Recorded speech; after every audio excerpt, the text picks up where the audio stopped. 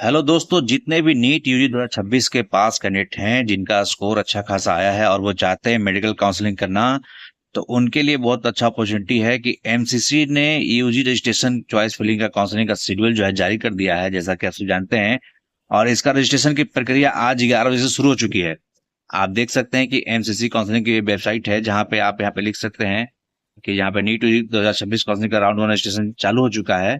और इसको रजिस्ट्रेशन करने के लिए आप जब नीचे आएंगे तो यहाँ पे new registration for UG counselling 2026 मिलेगा, जिसको क्लिक करेंगे तो आपके सामने एक नया पेज खुल जाएगा जहां से आप रजिस्ट्रेशन कर सकते हैं।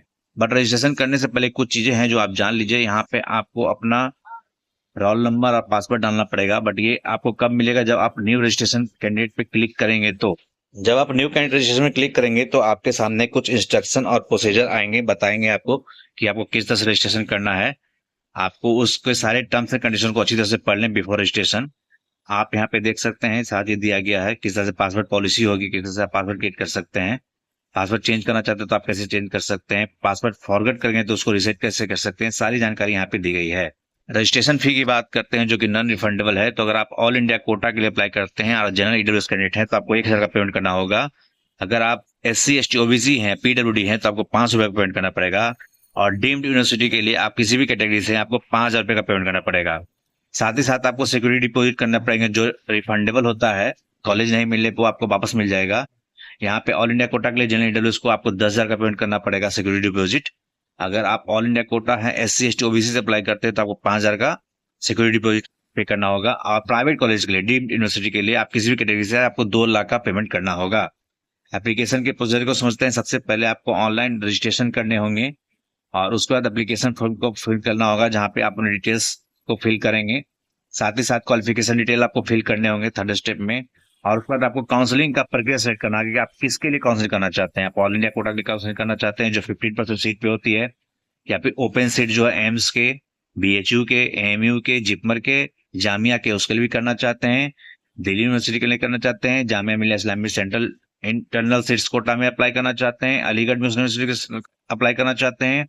तो जो भी AFMC है यहाँ पे, तो जितने भी या प्राइवेट कॉलेज, डीम्ड यूनिवर्सिटी है, जितने भी काउंसलिंग का जो प्रोसेस है उसमें आपको सिलेक्ट करना पड़ेगा कि आप किस तरह के टाइप पे आप काउंसलिंग करना चाहते हैं। यहाँ पे आपको BSc nursing central institute open seat भी है और साथ ही साथ जिपमर इंटरनल कोटा के लिए भी सीटें हैं। तो आप इस बात का ध्यान देंगे कि आप किसके लिए यहाँ पे अप्लाई करना चाहते हैं, उसी अकॉर्डिंग आपको एप्लीकेशन फी पे करना होगा।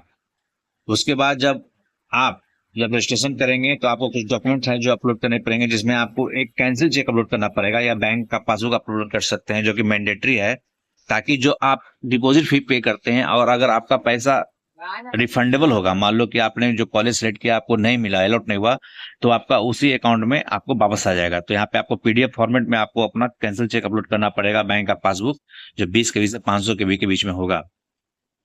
प्लस अगर NRI कैंडिडेट हैं तो यहाँ पे भी उनके भी लिस्ट दिए हुए हैं स्कैन डॉक्यूमेंट के लिए, जो आप अपलोड कर सकते हैं।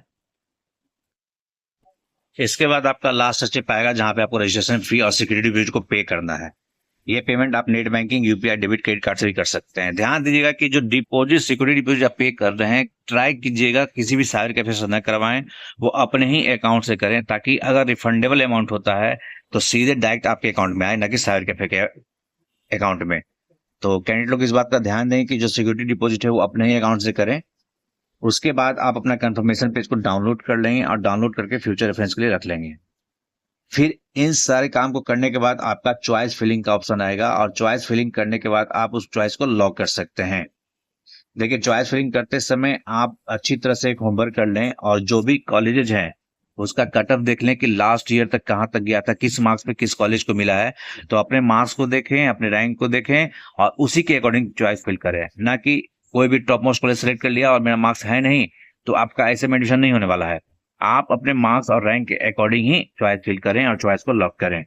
उसके बाद जब आपका स्टेप 9 में रिजल्ट आएगा, रिजल्ट आने के बाद आपका उसमें अलॉटेड कॉलेज का नाम लिखा रहेगा, प्रोग्राम का नाम लिखा रहेगा।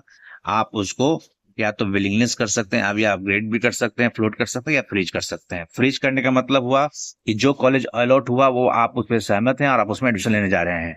और अपग्रेड करने का मतलब हुआ कि आपको जो कॉलेज अलॉट हुआ है आप उससे खुश नहीं हैं और आप चाहते हैं कि दूसरा कॉलेज मिले, आप उसमें अपग्रेड का ऑप्शन सेलेक्ट कर सकते हैं।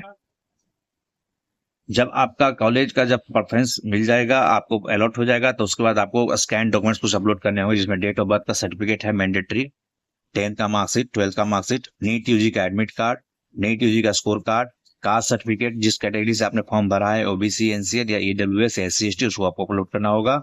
अगर आप पीडब्ल्यू कैंडिडेट है तो आपको उसका भी सर्टिफिकेट अपलोड करना पड़ेगा। ये सारे प्रोसेस हैं एमसीसी की वेबसाइट पे दिया गया है, जिसके लिए आप काउंसलिंग कर सकते हैं। और अगर आपको काउंसलिंग करने में कोई प्रॉब्लम होता है तो आप इस हेल्पलाइन नंबर पर ईमेल आईडी पे कांटेक्ट कर सकते हैं, आपको एमसीसी हेल्प करेगा।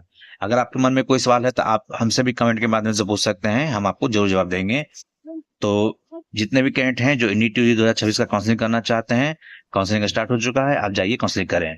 और जाते जाते वीडियो को अपने फ्रेंड के साथ भी शेयर कर दें, ताकि उनको भी इसकी जानकारी मिल सके, क्योंकि एक हेल्प करने से दूसरे को हेल्प मिलती है और उनका कैरियर बनता है।